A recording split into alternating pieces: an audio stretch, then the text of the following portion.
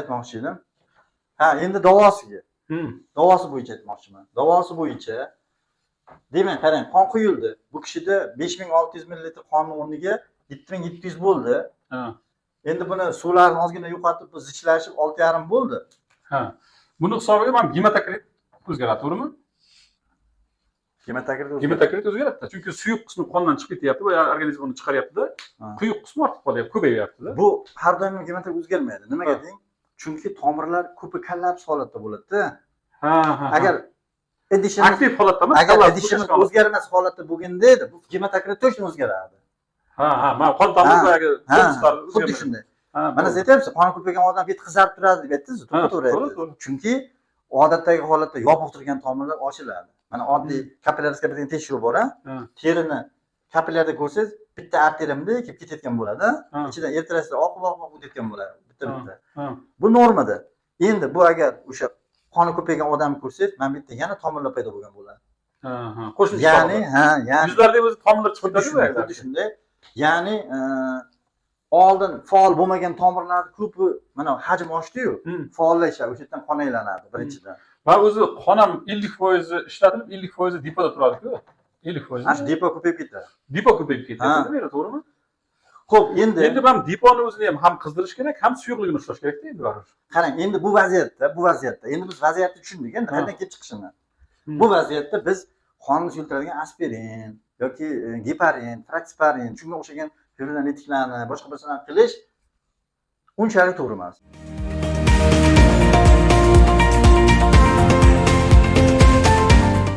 Demak, bu vaziyatda eng to'g'ri yechim nima qilish kerak? Eng to'g'ri yechim mana bu yerda masalan deylik 5600, 7700 bo'lib qoldi. Mana chizmoqchiman mana shu ikki tomonini. Mana buni bir qismini olib tashlash kerak, srochni.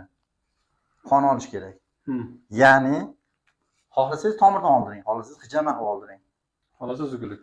Demak, bu hadisda aytilgandek, qon olish hamma kasal davosi degan hadis bor, to'g'rimi? Demak, bu patogenez ko'pchilik endi travma kirmaydi bunga. Shomollab qolishga kirmaydi.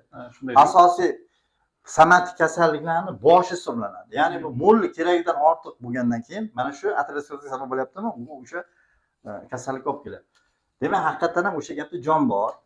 Birinchi o'rinda buni olib tashlash kerak. Ya'ni arzon, tez yechimi qon olish bo'ladi. Bir xillarda qon olsa do'lni birdan tushadi. Qon olgandan keyin birdan ochiladi. Ana endi qon olish. Mana shu joyini men hozir hijomatchilar yoki qon oldiradigan odamlar tavaffutlari bor-da, juda ko'p xalqimizda biladiganlar. To'g'ri. Tana massa indeksiga qarash kerak o'rtoqlar. Tana massa indeksiga qarab qon olish kerak. Keldi, kimdir aytgan unga, nimadir boshi og'ridi masalan, uyqusiz bo'lib qoldi. Qon oldirib yubor dedi kimdir, to'g'rimi? Kelgan kishi yigit, 25 yosh, 50 kilogramm, bo'yi 160. Vazn yetmayapti naborat. Tana massa indeksida yetishmovchilik bor. Xudo xolasa yaxshi bo'ladi, qon olish bo'lish kerak emas. Bu noto'g'ri, bunaqa odamdan qon olinmaydi. Tana massa indeksi kerakdan ortiq bo'lishi kerak qon olish uchun. Chunki masalan 170 bo'yi bo'lsa, kamida 80 kilo bo'lishi kerak. Shunday. Shuning uchun Ibn Sino yozib qo'yibdi. Birinchi kitob qon olish bo'limini o'qishlari mumkin. Qon olish mo'llikni yo'qotadigan davolash uslubi deb yozib qo'yibdi. Mo'llik bo'lish kerak undan oldin. Bu odamda o'zi qon yetishmay turib, bekorga tana vazni kam emas. Yoki ovqatlanishda kamchiligi bor, yoki oziq tizimini ovqat qon yaratib berishida kamchiligi bor, yoki a'zolar shu darajada harakat qilmasdan o'rgangan. Buni ingichka og'riq kasal degan bilinsin. Ya'ni masalan harakat umuman qilmaydi-yu odam. Faqat o'tirib minimum yillar o'tib modda almashishni sovib ketadi-da. Tana massa indeksi tushib ketib, modda almashish tezligi bor-da, endi 1,5 kilokaloriya deyapsiz. O'sha ham 1200, 1800, 700 ga tushib qoladi. O'sha odam ozg'in, skeletga o'xshagan. Yog'i ham yo'q, mushagi ham ingichka qo'loq qiltirgan bo'ladi-yu. Ya'ni ingichka og'riq kasal deyilgan bu kasal. Bu kasal ham sovuq, ham quruq mizoj bo'lib ketib qoladi. Bunaqa kishidan qon olish mumkin emas. Ya'ni tana massa indeksiga qarab aniqlash kerak. Masalan, shuni ko'ryapsiz, kishini 70 bo'yi 170, 70 dan baland vazn, to'g'rimi? Shikoyatlari ham qonning ko'payishi bilan bog'liq. Qon bosimi oshishi, yuzini qizarishi, boshni og'riq, ensada qotish, deylik, qon quyilib deyapti. Ishlar to'xtamaydi. Xuddi shunaqa narsalar, ya'ni bo'lyaptimi, u odamga birinchi o'rinda qon olish kerak. Lekin ozg'in keldi, ovqat yetishmayapti, to'g'rimi? Kimdandir eshitib qon olsa balki yaxshi ketadi dedi. Unga qon olish kerak emas. Odam qon olsa davlanasi yana ham tushib, yana ham qonsizlanib, yana holsiz bo'lib qoladi. Ya'ni qon olish, Ibn Sino aytganda, mo'llikni tuzatadigan davolash uslubi. Mo'llik ortiqcha bo'layotgan bo'lsa ortiqcha. Mo'llikni men tushuntirib berdim sizga qanaqa nuqtai nazardan qilinadi. Ya'ni tanamasdan indekisi asosiy rol o'ynaydi. Bizga har qanday narsani baholash modelini kirita olsangiz, uni upravlat qilish mumkin.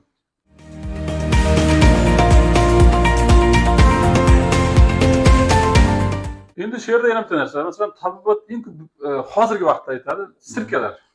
Nima deysiz shunga? Sirka sovuq mizoj. Kislota bu, uksusli kislota, to'g'rimi? Ha. Masalan, shotib sirkasi bor, boshqasi bor. To'ppa-to'g'ri. Xo'p, buni davolash usuli haqida gapirilyapti hozir.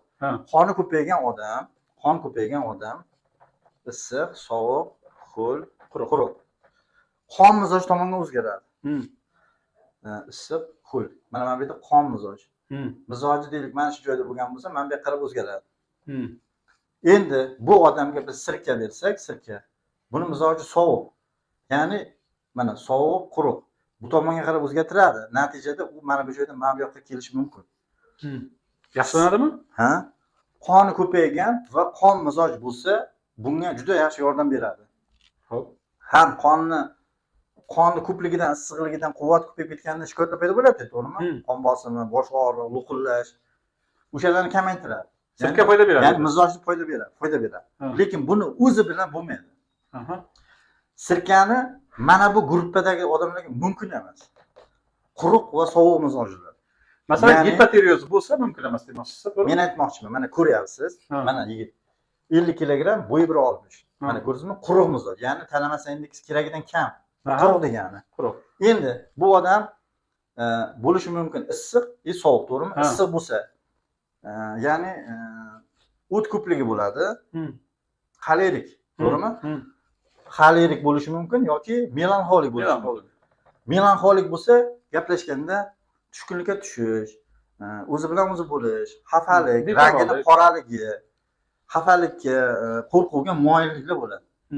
Xolerik bo'lsa, yonib ketaveradi birdaniga. Ha, gapingizni og'riqsa eshitmaydi.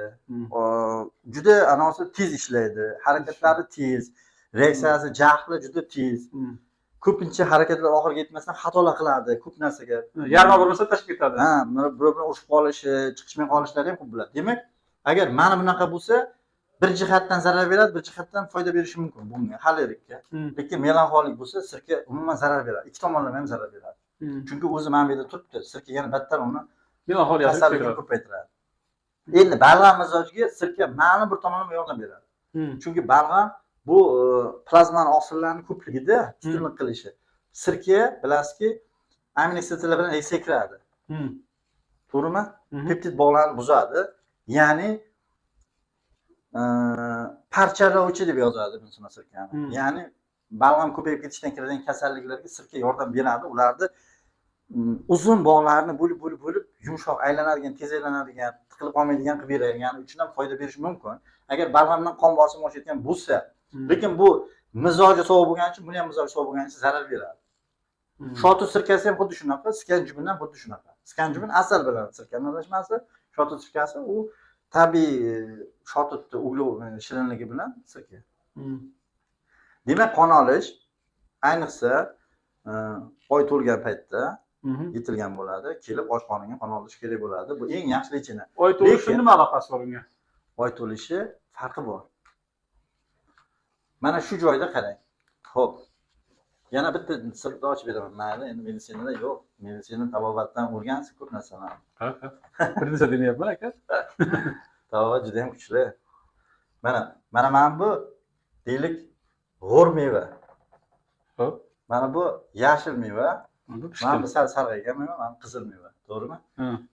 Deylik xilt o'zgarishga uchrayapti-da, oxiri kelib a'zoga yetib keladi-da. Mana shuni yetilish deyiladi. Yetilish.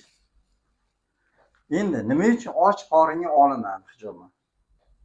Chunki och qoringa birinchi hazmdan 2 dan 3 ga to'liq moddalar o'tib bo'lgan mana bu yerda bo'sh bo'ladi.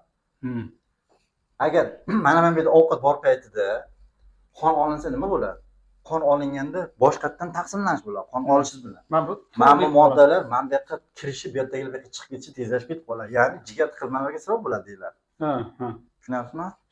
Shuning uchun ham och qoringa olinadi. Nima ham xuddi shunday. Oy kalendari bo'yicha ham shunaqa. Oy kalendaridan kichkina oy paytidan to'liq oygacha mana shu yetilish bo'ladi. Ya'ni bu mo'lligi bor hammaga tegishli, to'g'rimi? Ortiqcha tana vazn. Hammaga tegishli. Masalan, bizda deb oddiy odamlarda tana massa indeksi normada bo'lsa, bu yetilish bo'laveradi bizda ham. Faqat bizda mo'llik bo'lmayapti-da. Mo'llik bo'lmagani uchun u tabiiy normalniy bo'laveradi. Lekin mo'llik mana shu moddalar, ortiqcha moddalar yetilish sodir bo'ladi. Ya'ni mana oyni boshida bular ko'proq yetilmagan hidlar. Ya'ni 1 bilan 2 orasida, 2 bilan 3 orasidagi moddalar ko'proq bo'ladi. 3 bilan 4 ga o'tishi ham sekinlashgan holatdagi momentda bo'ladi. Mana bu joyda to'lin oy paytida moddalarning aksar qismi yetilgan, ko'p bu yoqlarda ko'p bo'lmaydi. Bu yerda ko'p bo'ladi. Endi moddalar deganimizda ma'nolar kiradi. Masalan, yog'lar so'rildi, xolesterin sintezi bo'ldi. Past zishlikda низкий плотность, высокий плотность shular aytyapsiz, to'g'rimi? Shularni ham yoki bo'lmasa mana bu yerda glyukoza, glikogen. Bular sintezi jigarda ketadi, to'g'rimi? Jigarda undan keyin masalan mikroelementlar so'rilishi, transport vaqtida sintezi, bular mana bu hujayraga qarab ketishi, shular hammasi kuchayadi, to'g'rimi? Mana qarang do'stim. Mana yer shari, mana oy. To'g'rimi? Oy yaqin kelgan paytda mana bu ko'tariladimi? Dengizlarda to'lqin paydo bo'ladi. Ya'ni suyuqliklar, aylanib yuruvchi suyuqliklarga ta'sir qiladi. Qattiq narsaga ta'sir qilish qiyin-da. To'g'ri, gravitatsiya hammasiga bir o'zgaradi. Lekin suyuqlik ta'sirini birdan oladi o'ziga. Shuning uchun dengizlar, daryolar ko'tariladi. Qattiq narsalarga ham o'sha gravitatsiya ta'sir qilgan bo'ladi, lekin ularni o'zgartirishga kuchi yetmaydi. Xuddi shunday organizmda ham aylanib yuruvchi suyuqliklar ko'payadi. Tushundingizmi? Limfa. Ya'ni mana 3-hazmdagi moddalar ko'payadi. Aylanib mana bu yerda ko'paydi-ku. Oy to'lganda. Mana jigardan sug'urib olib qonga o'tkazyapti, to'g'rimi? Chunki bu a'zodan bu yoqqa qarab o'tmaydi-ku hech qachon. Undan o'tmaydi. Masalan, qarang. Xo'p, bir matematik tushuntirish talab qilyapsiz. Mana 100 gram, 100 gram, 100 gram, deylik 100 gram bo'lib turgan bo'lsa, mana shunaqa dinamikada kechib turibdi-a? Endi oyni boshida bu 100 edi. Endi oyni oxiriga kelib o'sha 400 turaveradi. Mana bu 130 bo'ladi. Mana bu 70 bo'ladi. Xuddi shunday. Bular 70, bular yig'indisi 400 bo'ladigan bo'lsa, buni yig'indisi 130 deylik masalan. 100, mana buniki 70, buniki 30 mi chiqib. Xo'p, 70 30 mi? Qisqasi oyda ta'sirida aylanib yuruvchi suyuqliklarda xat ushlanib turishi organizmda ko'payadi. Shuning uchun ko'p davleniya chiqishlari, shikoyatlar oy bilan bog'liq bo'ladi. O'sha paytlarda qo'zg'alib qoladi. Insultlar ham shunga to'g'ri keladi ko'proq. Xo'p, bu yetilishga aloqador edi. Demak, davolash bo'yicha eng zo'r usul qon olish va tana massa indeksini tuzatish kerak. Tana massa indeksini sekinlik bilan tuzatiladi. Tana massa indeksini normaga olib kelish uchun ba'zi taroziga chiqamiz dedik, to'g'rimi? Taroziga chiqqandan keyin kishini ovqatlanishi bilan badan tarbiyasini muvofiqlashtirib boriladi. O'zi qilsa ham bo'ladi, har qanday odam. O'ziga baho beradi. Siznikini baholang. Necha kilosiz? 100 kilo. 100 kilogramsiz, ha? Bo'yingiz 82. 82. Siz uchun norma 85 kilogram. Qo'shilasizmi? 85 kilogram. Xo'p, nima qilishingiz kerak? Demak, yeyilgan ovqat bilan ishlatilgan kaloriya orasidagi balans tuzatishimiz kerak. Hozir bu vaziyatda sizni balansingizni mana bunaqa o'zgartirsak, ishlatilishni ko'paytirsak, yeyilishga nisbatan. Bunda отрицательный balans bo'ladi, manfiy balans bo'lib, oyiga 2 kilo tashlashingiz mumkin, to'g'rimi? To'g'ri. Demak, yegan ovqatingizni kamaytirasiz va ishlatishingizni ko'paytirasiz. Xuddi boyagidek zapas pul. Xuddi shunday. Topyapsiz, Umumiy formula. 100 Umumiy ming formula. ishlatyapsiz 150 ming. Endi sizga, buni men sizga oson tushuntiraman. Yegan ovqat kaloriyasi qanday pasaytirsa bo'ladi? Buni ikki xil yo'li bor. Birinchisi, ikkovida ham kaloriyani pasaytirish kerak. Birinchisi o'ziz ixtiyoriy, qiyinroq-da endi. Ovqat mahalini o'sha eski holatda qoldirish kerak, lekin 3 mahal ovqatni 3 mahal, 4 mahal qoldirish kerak. Miqdorini kamaytiradi. Masalan, men eng jostki qilganman, kasallarga bir piyola ovqat berganman. Bir piyolada 3 mahal ovqat yeysan, любой narsa yesang bo'ladi. Sho'rva ichasanmi, osh yeysanmi, mant yeysanmi, bir piyola deganman. O'shani yeydi bo'ldi. O'sha odam boshqa formulaga tushmadi, faqat shu bilan zo'r bo'ldi. Bu birinchisi, bu qiyinroq, sal joniga qattiqroq ishlaydigan irodasi qilolmaydi buni. Ikkinchi yo'lni aytaman. Ikkinchi yo'li qila olmasa, masalan, kishi deylik, bir kunda 1 kilogram ovqat yeydi, to'g'rimi? 1 kilogram ovqat yeydi. osh, manti, sho'rva, tuzum non hammasi. Endi shuni 40%ni kaloriyasi past-pastga almashtiradi. O'shanda ham qorin to'yadi, oshqozonchi yopiladi. Salatlar, sabzavotlar, lavlagi, karam, sabzi, pomidor, bodring, olma, banan, ko'kat. Shunaqa. Mana shu narsalar ancha kaloriyasi past hisoblanadi.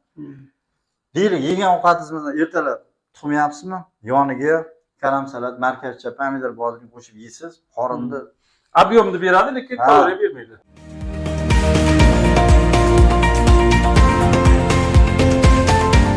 Endi mana buni ham ochish kerak edi. Biz bu yoqni aytdik. Ha. Bu yog'i ikki qismdan iborat. Birinchi qism men maslahat beraman. Passiv harakatlar, ya'ni kuniga men 5 kilometr yurishni aytaman. Men aytamanki, ujingacha hamma yurib keladi, hamma har xil ish qiladi. Uyga kelib ujin qilgandan keyin, kechki ovqat yegandan keyin shagamerini ko'rsin deyman. Shagamerini ochib qaraydi, masalan, 3 kilometr yuribdi bugun. 2 kilometr yetishmayapti. Ujindan keyin chiqib 2 kilometrni to'ldirib qo'yishni maslahat beraman. Bu passivni. Endi faol harakatlarga men faol harakatga badan tarbiya, ya'ni badan tarbiyani terlaydigan, badan qiziydigan harakat. Kardiyo nagruska bilan ketadigan harakat. Xuddi shunday. Buni har xil, endi hamma puliga, imkoniyatiga qarab, hozir trenirovkaga borsin, zalga chiqsin. Hozir 5 kilo gampilar bilan shug'ullansin. Xohlasa, o'zi o'tirib tursin, ajimani qilsin, sakrasin. Sakrash zo'r deb hisoblayman men. Sakrash faqat oyoqqa nagruska beradi, oyoqqa. Lekin qo'lga ham berish kerak. Chunki hamma mushakka ravnomerniy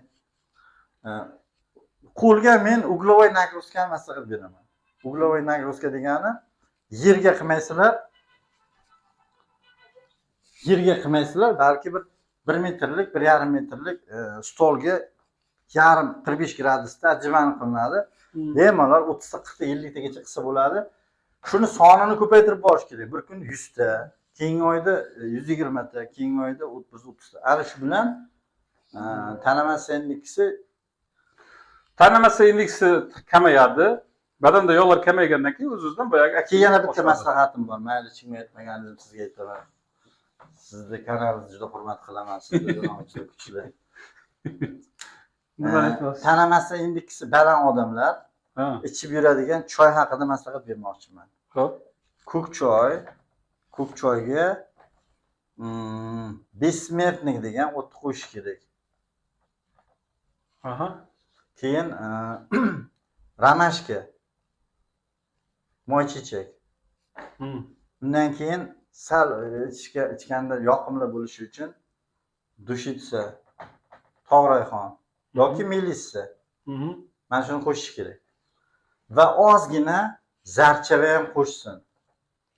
Zarchava va kurkuma. Bu yarim choy qoshiq yetadi. Mana shuni smes qilib ko'k choyga aralashtirib, ramashka, dushitsa, tog' rayhon, melissa, zarchava qo'shib. Mana shuni aralashtirib qo'ysa, doim o'shandan damlab kelib beradi.